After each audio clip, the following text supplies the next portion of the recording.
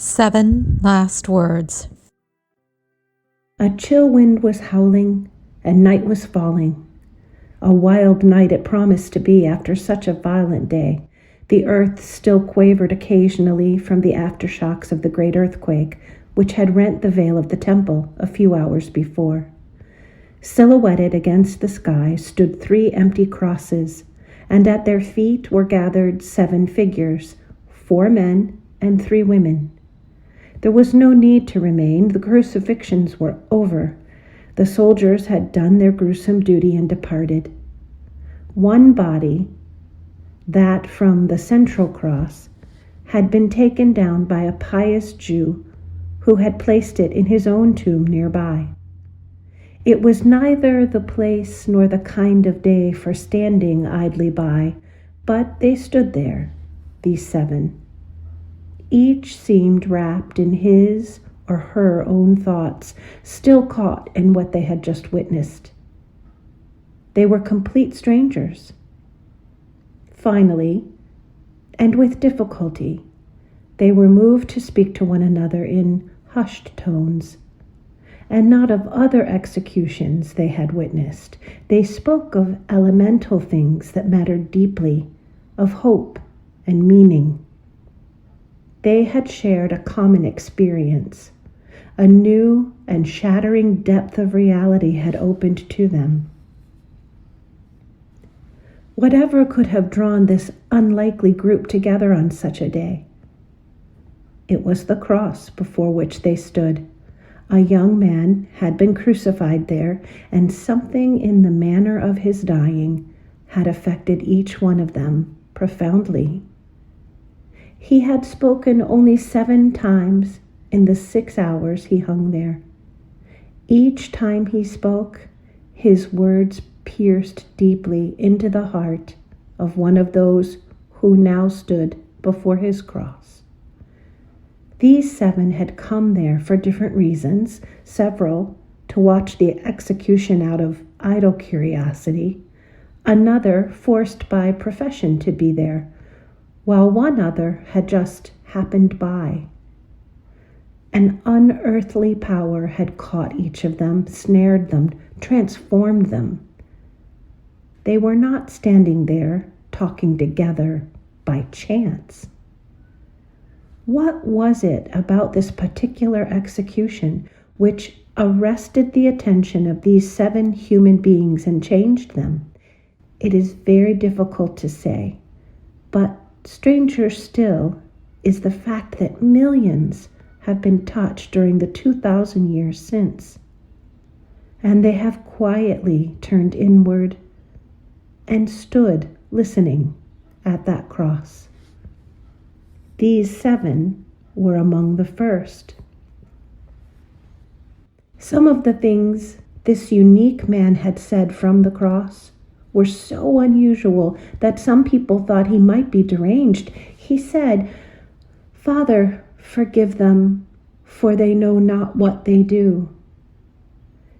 In replying to the question of one of the men being crucified with him, he said, "Today you will be with me in paradise." He looked upon his mother and a friend and said, "Mother, behold your son.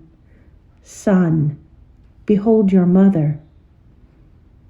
He was silent for a long period, and then in utter desperation cried out, "My God, why have you forsaken me?"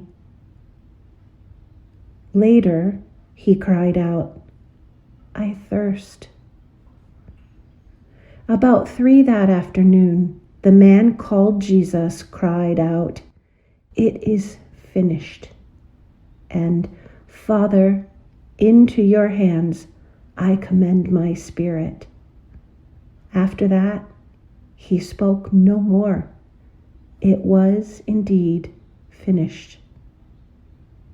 On the face of it, it would seem difficult to understand why so many have turned back again and again to these events and found such power in them. These 7 men and women stood talking quietly in the gathering dusk around the central cross after all the others had left. They were gathered at the world's fulcrum in the fullness of time. Each had a story to tell. The 7 stories tell what really happened there.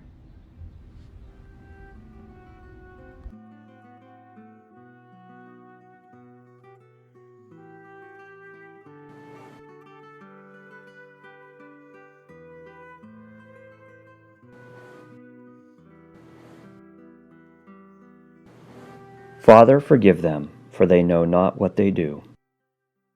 Claudius, the Roman centurion, was not a bad fellow. He loathed the job he had to do this day, the scourging of 3 prisoners and their execution. Most of all, he hated himself for being where he was, a representative of oppression. He resented having charge of executions, and particularly this one. 2 of the men were the usual political bandits, but the 3rd was no ordinary criminal. That was easy to see. In fact, this man's crucifixion was the most extraordinary event he had ever witnessed. What dignity this man possessed! What quiet composure! How had such a one come to this end? Claudius sometimes wished for death himself, so that he could escape the wheel of his own inner misery, as well as the senseless cruelty around him. He wouldn't blame the Jewish people for any degree of revengeful savagery if they ever did succeed in revolt. He often wondered how he would feel were he in their place. How often he thought over his own failure, his stupidity which had contrived to bring him here. Standing before the cross, the past events of his life marched before his eyes like an army on parade. There was no need that he be in this intolerable situation on this day in early spring in the year 29 A.D. He had only himself to blame. He might have been in Rome even now, if he had not been such a fool. Claudius's father had made a mint of money bringing grain from Egypt to the hungry city of Rome with his vast fleet of ships. He had gone down with the largest of his ships in one of the many violent storms of that region. He should have known better than to sail at that time of the year. Claudius had been only 10 then. His father had been so busy with his shipping that they rarely saw one another. Yet he idolized his father and had treasured the fleeting moments they had together. Still, sometimes as he grew older, he resented the fact that his father had not managed to give him more time. It was now 16 years since his father's ship had gone down, and still he longed for him and missed him. His mother had always worshipped his father. When he was gone, she turned the same single-minded devotion upon her only child. She had no depth of mind or spirit with which to guide a growing boy. She had long ago rejected the old, inherited pagan cult as beneath her contempt, and philosophy was over her head. Her only desire was to keep her son happy, and she used all her resources toward this end. He could have anything he desired. Unfortunately, however, he had none of the moral restraints which she had inherited, restraints which came to his mother from her patrician father's deep but now rejected faith. During his teens, Claudius started to live amongst the most dissolute crowd in the sophisticated metropolis of Rome. The vast fortune began to dwindle. For a few years his star blazed bright in the fashionable circles of the city and then went out. At 23 he found himself penniless, physically and morally debauched, the laughingstock of sophisticated Rome. Thinking it would be best if he left Rome, he decided to join the army and try to make a fresh start.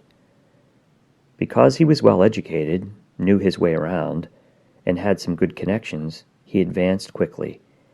In 2 years he became centurion Claudius Pretonius.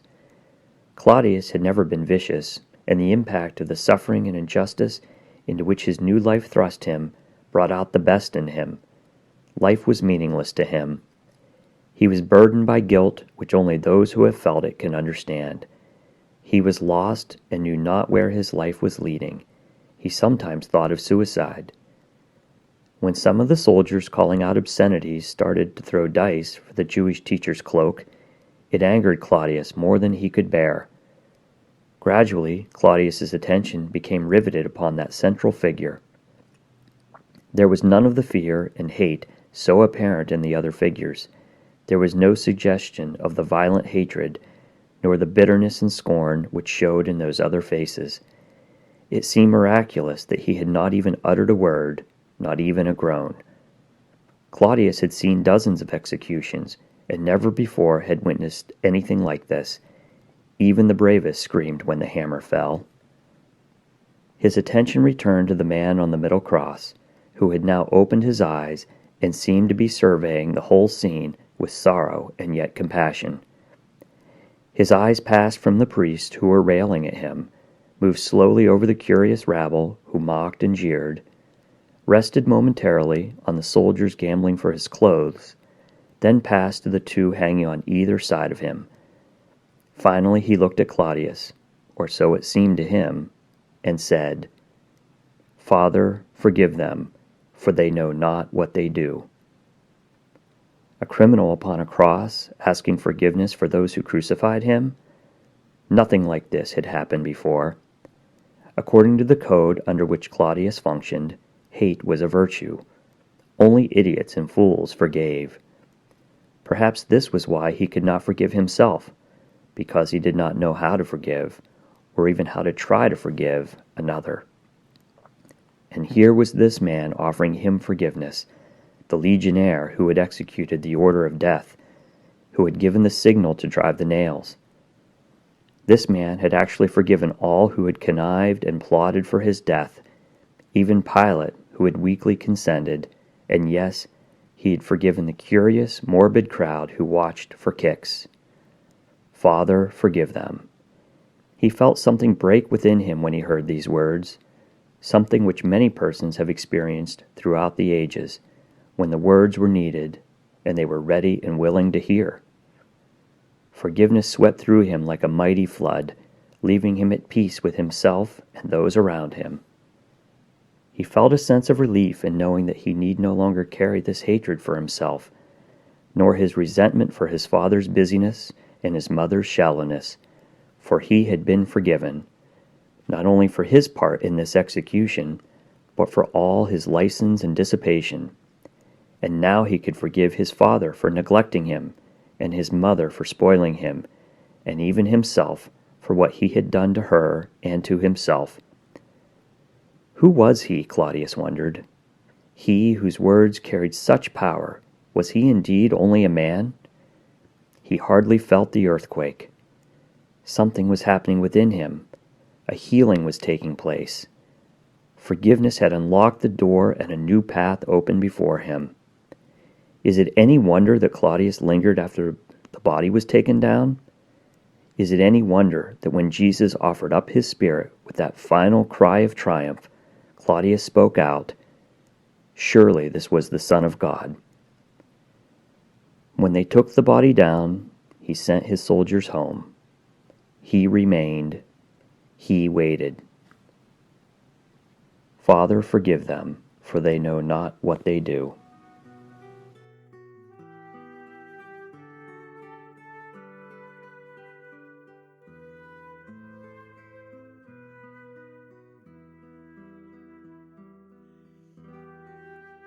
Truly I say to you, today you will be with me in paradise.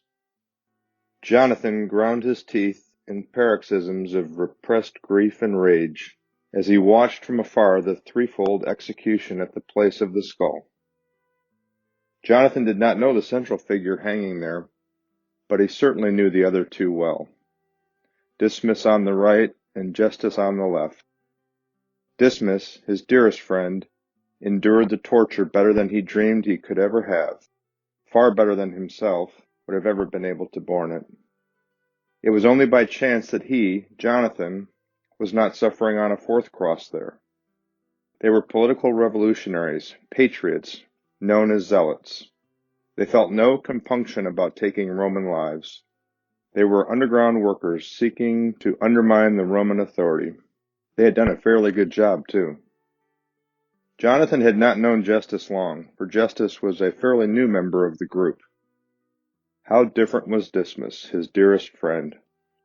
They had both been born in the village of Bethany, just a few miles from Jerusalem.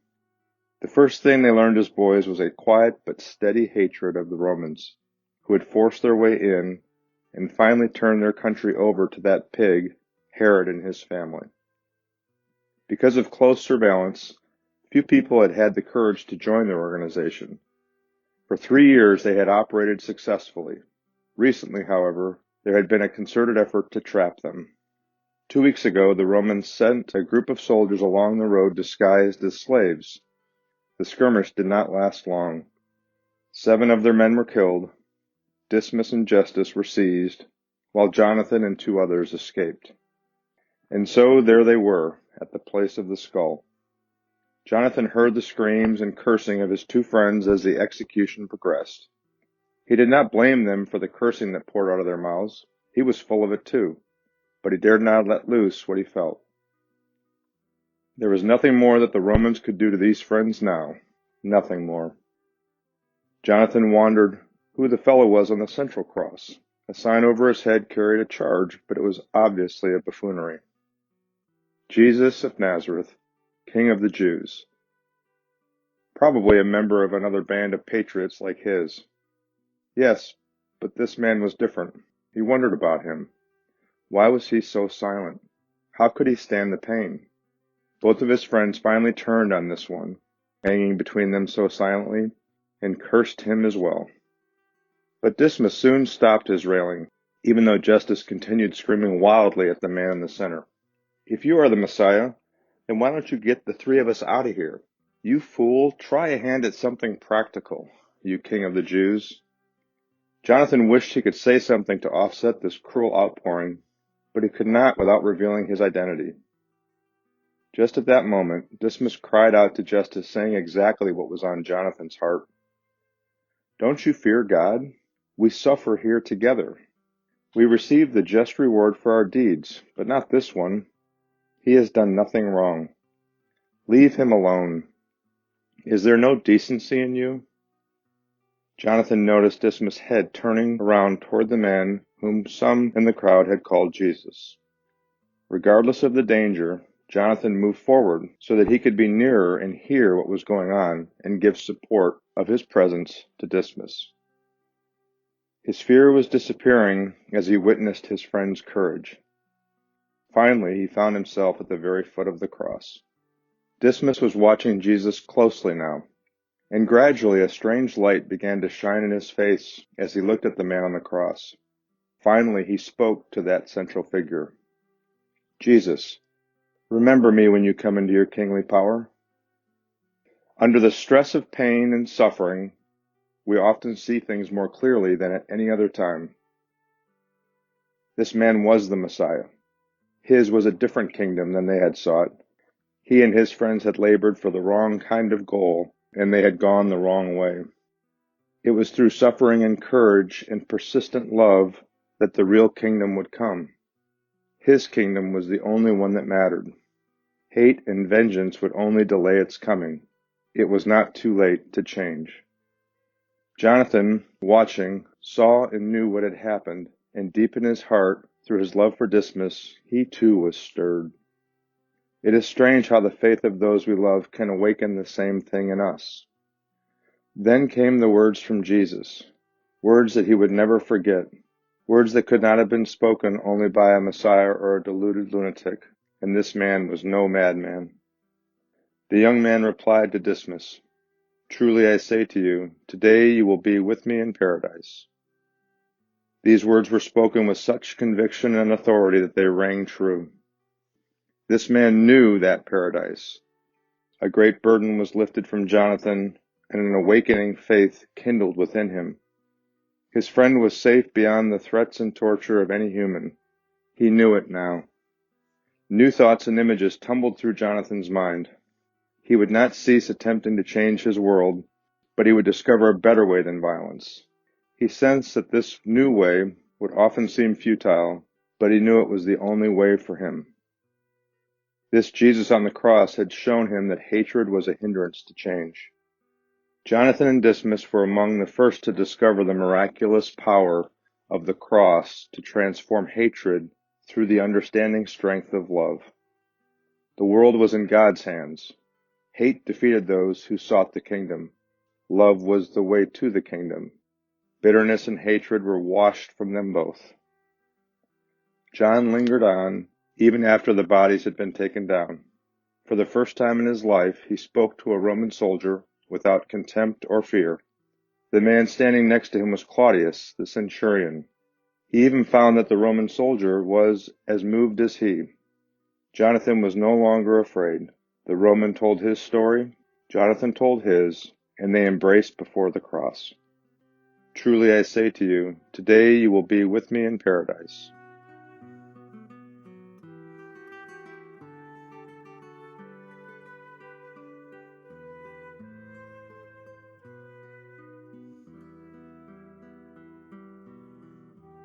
Mother, behold your son. It may be hard for you to believe, but most of the people gathered for executions that first Good Friday had no real business there at all. They were present for only one reason. They wanted to watch a crucifixion. It was an opportunity to live out their blackest and most repressed feelings. They participated vicariously in the horror of it, and thus escaped their own inner turmoil. We should not, therefore, condemn Giulia too severely for getting up bright and early in order to have a ringside seat at Golgotha. Crucifixions did not take place every day, and she had a desperate need to escape from herself, for she had become a common streetwalker of Jerusalem, a member of the world's oldest profession. Giulia, the daughter of Joseph, had grown up in Sidon, on the Syrian coast. Her parents had been a simple couple. They wanted many children, but were able to have only one child. They were too close to one another, concentrating wholly on one another, with no outside interest whatever. There was nothing outstandingly bad about these people, but they had no depth, and like others with shallow roots, when the storm struck, they were like houses with foundations built upon the sand. The sand washed away, and the houses collapsed. One day there were rumors that plague had struck several people living in dwellings near the waterfront. They saw some strange rats in the alleyway. A few days later, Giulia's mother was stricken, and then her father also. In 4 days, both parents were dead, and Giulia found herself alone, with no one to cling to, and no inner resources with which to go out and fend for herself. She was numb, then thrown into despair, but slowly a rising rage possessed her. Giulia wondered why this should happen to her, she who had never wanted for anything, who had always been protected and made to feel very special. Why should she be so treated? Her first attempt to find someone on whom she could lean proved disastrous. She did not know that human beings could be so cruel. But the man who pretended to help her merely used her and then dropped her. But again, she was driven to seek someone to cling to. She could not stand alone. Finally, she sank so low that she could no longer hold up her head in Sidon. Then she fled to the anonymous haven of Jerusalem to hide. There, loneliness and hopelessness in time totally engulfed her. No longer naive, but caught in a vicious circle of weakness, bitterness, and hatred, she gradually assumed a hard and bitter mask to cover her emptiness and pain. Her name became proverbial among the professionals of Jerusalem. "As hard as Giulia," they said. How little people knew. In her lucid moments, she hated life and hated herself with a demonic fury. Julie made it a habit of attending all crucifixions. Vicariously, she was able to forget herself and suffer with them, be tortured with them. But her vicarious participation did not last long this time. That man on the central cross bothered her. He was not behaving the way most of them did. He was silent. Silent! Giulia wondered how he could remain silent. When the other two victims began to curse God and all of humanity, this man in the center blessed them with forgiveness. Unbelievable, incredible, unreal. Slowly, a veil was taken from before her eyes, and she began to see the scene as it was, as it really was, in all its ghastliness. Then her attention was caught by a little group that moved slowly from over by the city wall up to the foot of the crosses beside her. 5 weeping women and 1 man, tall, straight, young. They moved forward silently, as though no one else were there. Even the soldiers backed away instinctively as they came forward. There was a heavy silence, a gathering hush, as the one on the central cross looked down upon them and spoke. First, it was the woman in the blue veil, and then looking at the young man who stood beside her, he said, "Son, behold your mother." She watched the young man put his arm around the older woman and give a slight nod of response. There was nothing they could say. Their grief was beyond words. They said nothing, but she knew that they would be going on from this moment strengthened to face life, empty though it might appear to be. Giulia knew how hard it was to go on when one is left behind, yet, right then, she knew that simply going courageously on, one step at a time, would save them as it would have saved her. She realized that humans are most often saved by inconspicuous actions and unheroic deeds. Her task was to turn from her bitterness and walk out into the unknown, confident that within the darkness there would come light for each new step ahead. It was as if this man had said, go on in faith, my friend and mother, my brothers and sisters." These words were also spoke to her and said, "Awake, my child, there is reason even for you to live." Oh, how unlike these two, this woman and this tall man, she had been. She had thought only of herself and her misery, of how hard the world had dealt with her, how she had pitied herself. There had been no meaning in her life because no one had ever put it there. She had never looked for it on her own. Giulia had never thought it through before. There was meaning. Of that she was now sure. Something in the way this man dealt with those he loved had touched her. As these thoughts flooded through her mind, she vaguely sensed a shaking of the old foundations of her life and new ones being laid. She felt a strengthening of will, a sense of direction and purpose. Nothing like this had ever happened to her before. She would seek fellowship and find someone to serve. Her life would yet become rooted and established. The past few years suddenly began to fade, and new hopes opened for her. Life would go on and gather new significance. She knew not how, but as she lingered there, after they had taken the bodies down, she found herself moving over towards the woman in the blue veil, saying, "I am not worthy, but may I join you and serve you?" Somehow she knew she would not be rejected, and she wasn't. The way was not always easy for Giulia. Dark days came upon her when she was drawn back towards her former life. But she went on doggedly and did not give way. Gradually, she came to firmer ground. It took years before what was begun at Golgotha was completed, but Giulia never turned back. Eventually, she was victorious. "Mother, behold your son."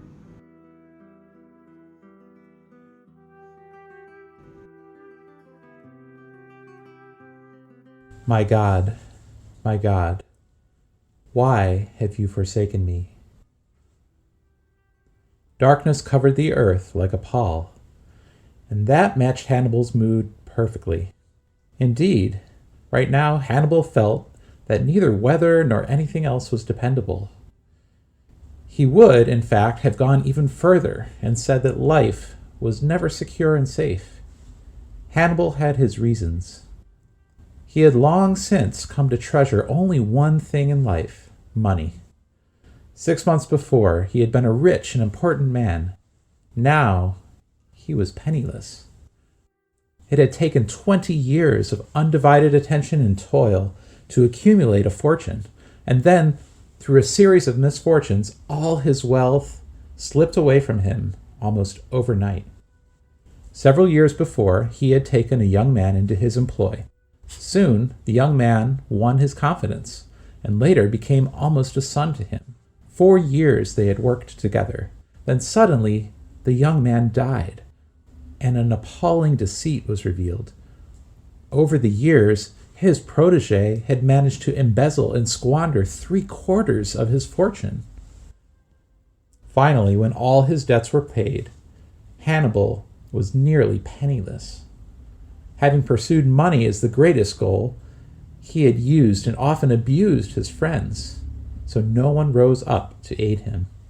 With no recourse to recoup the one thing that had given meaning and zest to his life, he gradually fell into a state of utter despair. On this particular day, he started to walk out to the city gates and down the road toward Jericho. He found himself headed for the precipices 15 miles away, which fall in 1,000-foot drops to the Dead Sea, cliffs often used by desperate men for self-destruction. And so, Hannibal passed through the gates, past Calvary. He noticed the dark sky and the figures on the 3 crosses silhouetted against it. Something about the central figure caught his attention. Yes, that man was the Nazarene who had caused such an uproar in the temple 5 days before. He had listened to this teacher recently when he was at a loss and with nothing else to do. His heart had almost been touched, but he caught himself in time and moved out of hearing. A young, misguided idealist, he reminded himself. Hannibal stopped and sat down upon a stone nearby and thought about the irony of it all. He deserved his present lot, for he had ridden over his competitors, misused his wife and friends. But this man, what harm had he done? How tragic this was, an innocent, a godly man being crucified. Just then, Jesus spoke out in agony. My God, why have you forsaken me?" Hannibal thought, truly, if ever a person had right to speak these words, it was this man. As he sat there, Hannibal's own troubles began to shrink in size. He had been thinking that he was in a bad way, that his lot was a tragic one. Why, he had more in just the fine clothes that he still wore than this man had ever possessed. He still had health and an able mind, and yet here he was setting out to kill himself. In his heart he had been crying out to life, "Why have you forsaken me?" How weak I've been, he thought. Here is real tragedy. My trouble is nothing compared to what this man endures. Suddenly, his life fell into perspective. How narrow it had been.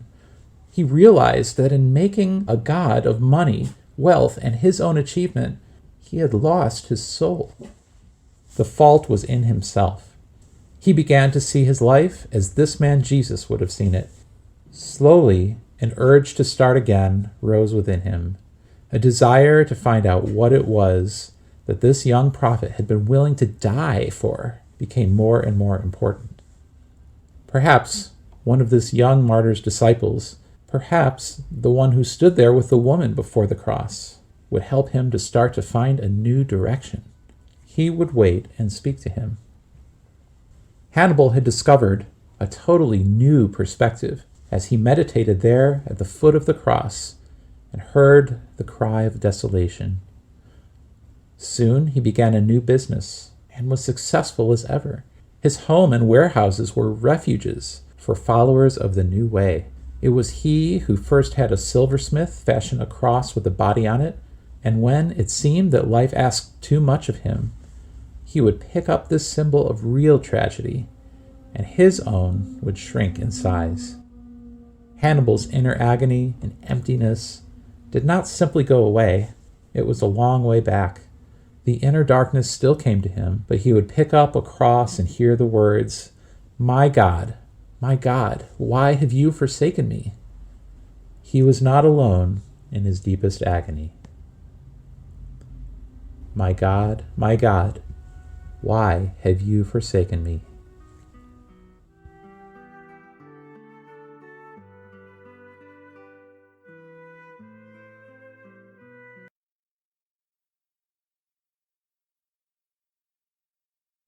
I Thirst. The ugliest episode on that Black Friday was perpetrated by the group of whom you would have least expected it. It is difficult, from where we stand, to believe that the priesthood of the great temple in Jerusalem were so unaware and corrupt as to bring Jesus to a cross on Golgotha. These priests were the civil as well as the religious leaders of their people, and they had a grave responsibility. There were many young religious fanatics who rose in desperation with crazy plans to free the chosen people from Rome's domination. These men had to be put down. Their own wealth and position were at stake. Perhaps this is the clue to their bitterness and taunting. They were afraid and insecure. These men self-righteously convinced themselves, as we so often do, that the end justified the means, and that this young prophet was disturbing the valuable status quo. He must be liquidated as a dangerous radical. Thus they felt that they were serving the cause of religion and of God. Retribution has always been a dangerous instrument in the hands of fallible humans. Barak was one of the young priests who set out together from the temple. This young priest had seen a lot of cruelty, even witnessed other crucifixions. He did not like them. He understood them for what they were meant to be, Roman lessons for the Jews. Barak had every advantage. He enjoyed the comfort and prestige of his family's office. He accepted it as a matter of course, just as he accepted their conventions and prejudices. He too had been infuriated at the reports that he had heard of this young visionary of 33, how he had presumed to cleanse the temple and speak against their privately and priestly privileges. Although at times, in his inner heart, he secretly wondered if there might not be something to this man's criticisms. Still, this man was going about it the wrong way and was trying to turn everything upside down overnight. Barak agreed with his elders that this would only cause chaos and confusion. This man was a menace. It was better that one man die instead of a nation being destroyed. They also convinced themselves that he was fraudulent as well as misguided.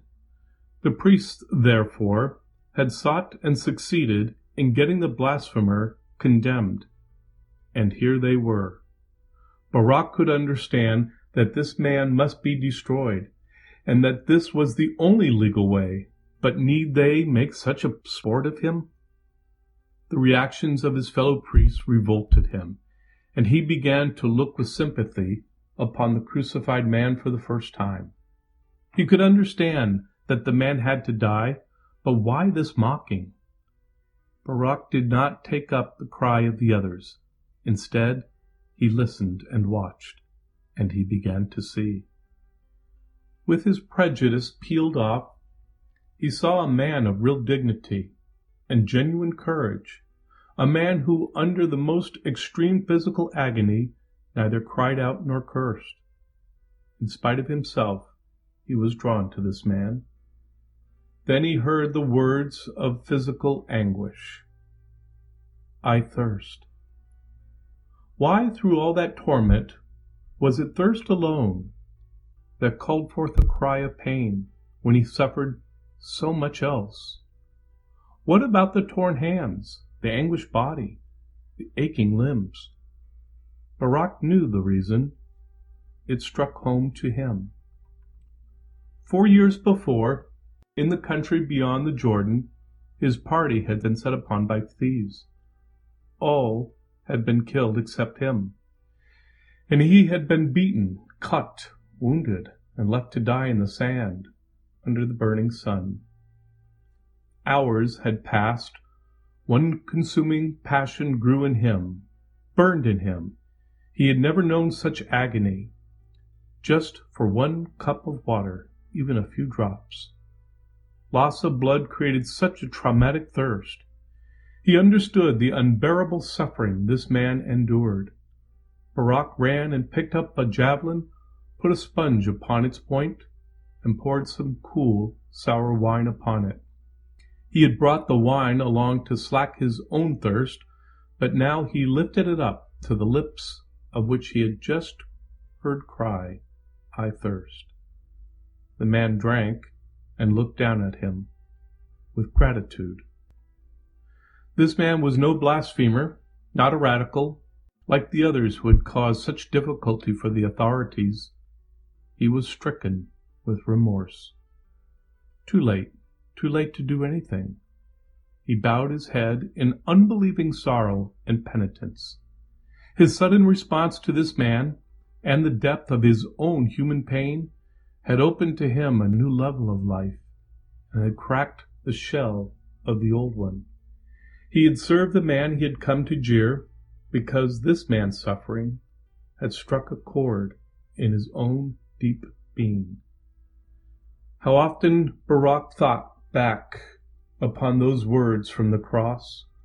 He could never consciously cause suffering again. He was moved to compassion to comfort wherever pain had struck.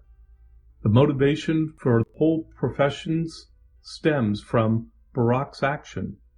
Doctors, nurses, social workers, counselors, and many others. He told the others his story. He told them how the cry, "I thirst," had touched him. He arranged lodging for those who needed it. He kept watch over that little group until the first day of the week came and confirmed their hope. His kindness, his acts of mercy, did not cease with them. As the years passed by, countless men and women blessed him for his continued mercies. When he found someone broken and suffering, he knew that person's thirst, and he knew that he was called to minister to his Lord again. Barak became a legend in Jerusalem, a true priest, a mediator of a much greater spirit than his own. It all started that Friday at Golgotha. I thirst.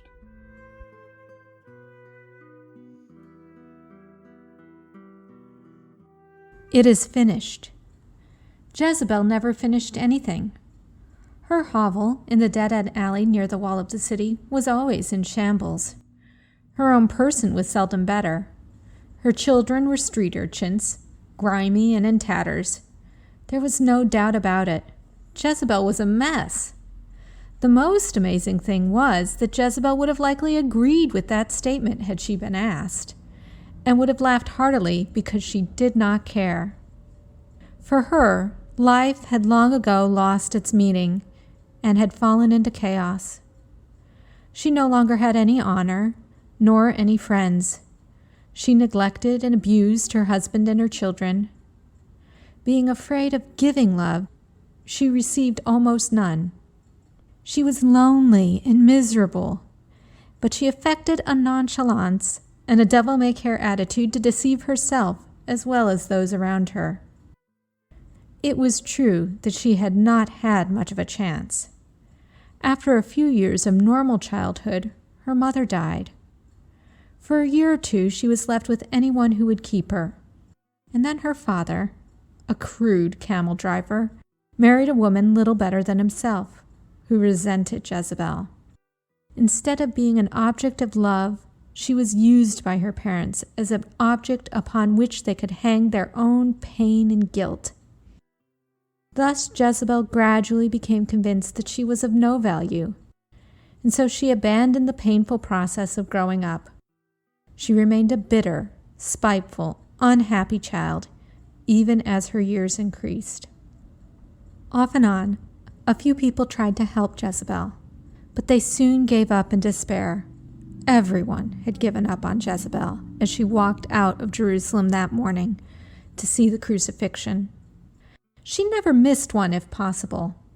They offered real diversion, and this meant more to her than anything else. She arrived early and found a good seat on a broken column. The victims on the two outer crosses displayed the usual hatred and agony and provided the morbid thrill she found so necessary. However, the man on the central cross and the words that he spoke were distracting to her. She determined to pay no attention to him. But this she could not.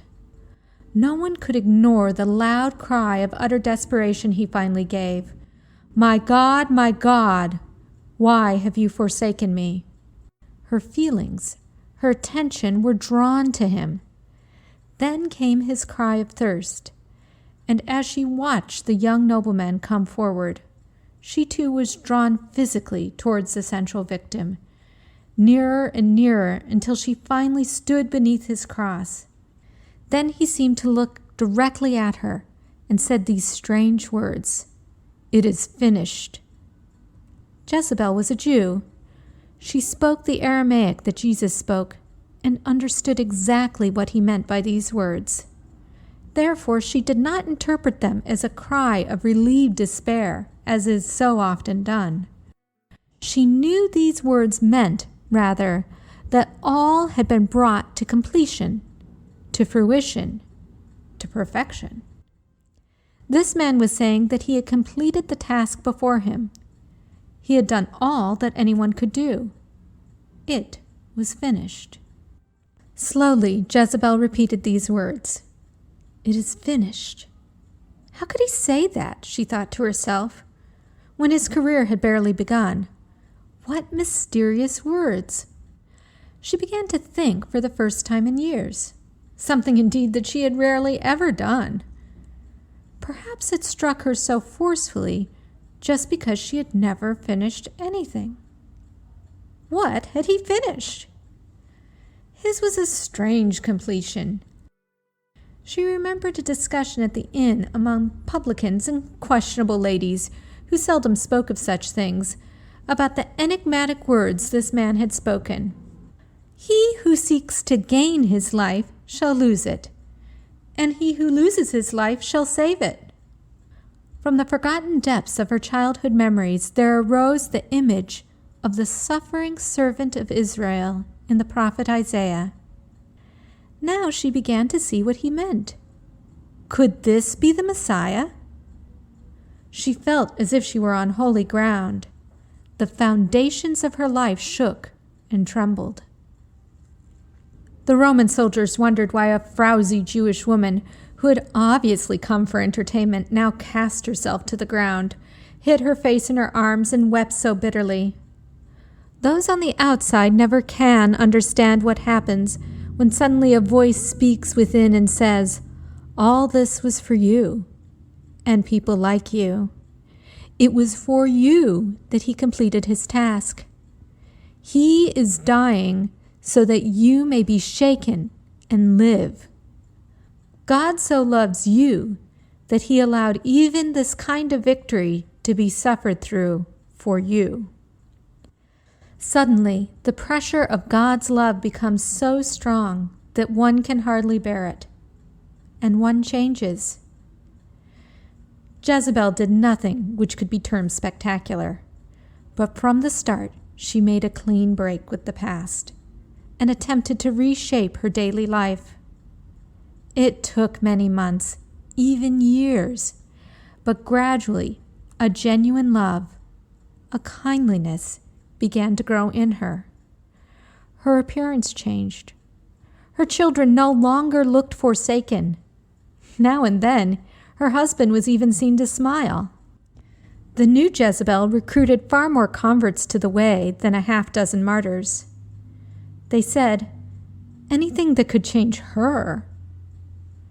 When she was asked what happened, she answered that she suddenly knew, standing at the foot of the cross, listening to those words, that this sacrifice had been made for her. The way she told it, listeners did not laugh. They knew she believed it. God would not have gone to so much trouble in suffering and humiliation if lesser measures would have done as well for Jezebel and the thousands like her in every age.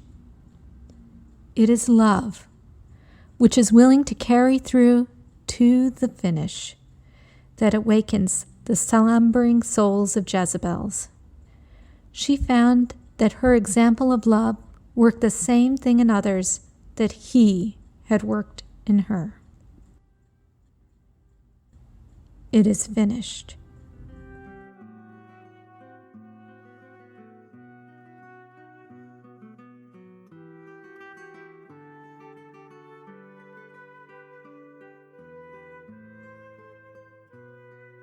Father, into your hands I commend my spirit.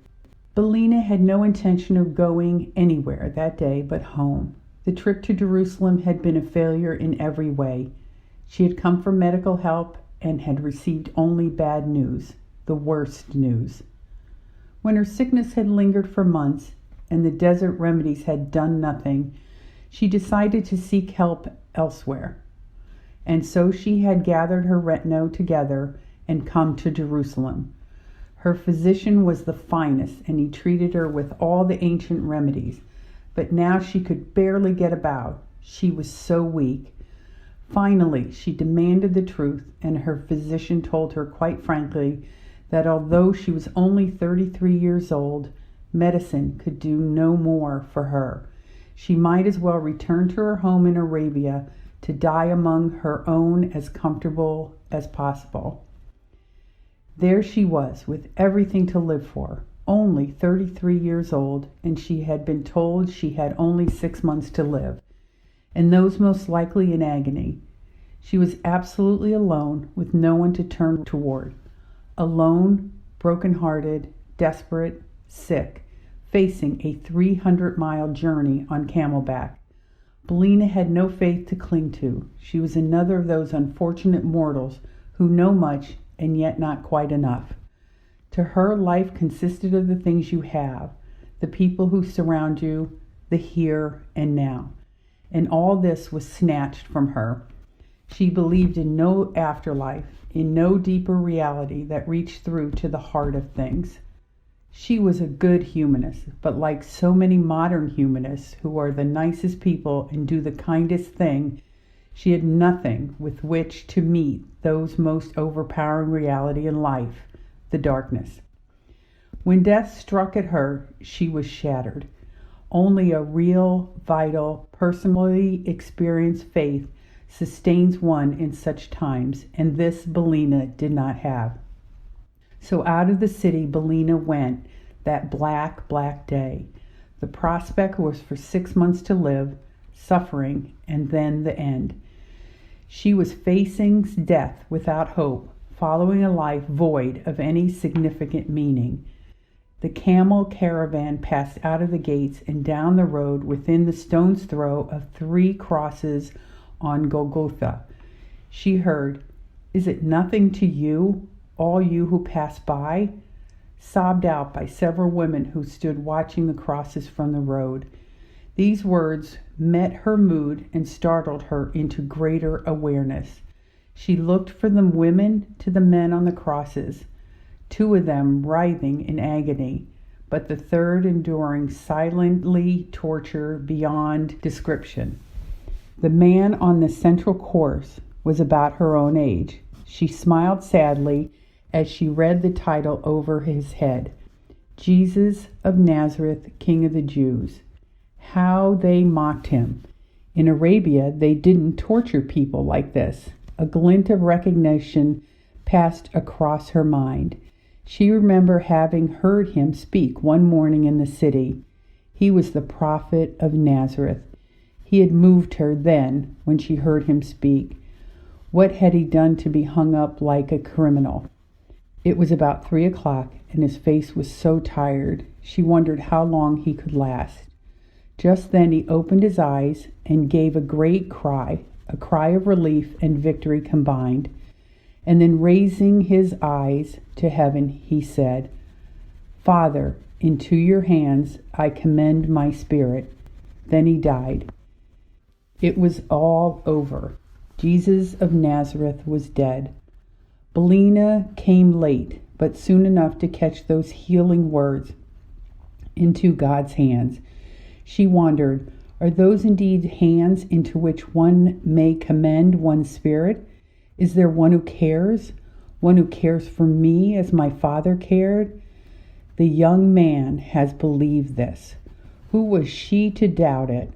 He was not preaching or trying to convince anyone. Those words simply spoke his heart. Even if unseen, those hands now received him. She could feel them.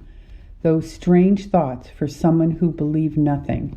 She realized in that moment, as she had never realized before, that her life was only two-dimensional. She needed the deep dimension this man had, once that reached beyond this life. As she meditated, a steadiness and courage moved within her. His conviction carried conviction into her empty soul, filled it, enriched it. Somehow his belief became hers. Bellini never knew what it was about, that scene which brought her faith, but the blackness lifted for her. Indeed, a certain lightness and hope took its place. Suddenly reality opened up to her. She knew that his Father was her Father. Death could only touch her body. Those were realms beyond, and there this Father was found. Because one life had a fitting end, all life now had meaning.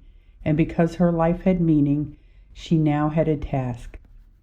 She had not long, she feared, to undertake it, so she must waste no time. She started by arranging shelter for the sick, stricken women, including Jesus' mother. Then she met the others, those whose wounds had been healed at Golgotha, and listened to their stories. After the glorious events of the first Easter, she returned her attention to the other unfortunates in the city. 6 months later, she returned to Arabia. She confounded the doctors, lived another 30 rich years, blessed by those who knew her, and blessing all in turn, young and old, rich and poor.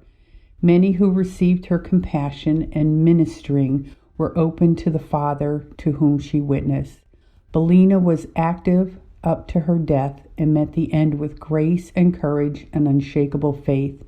What courage and hope her words brought to those around her as the light faded from her face at the end, and she firmly whispered, "Father, into your hands I commend my spirit."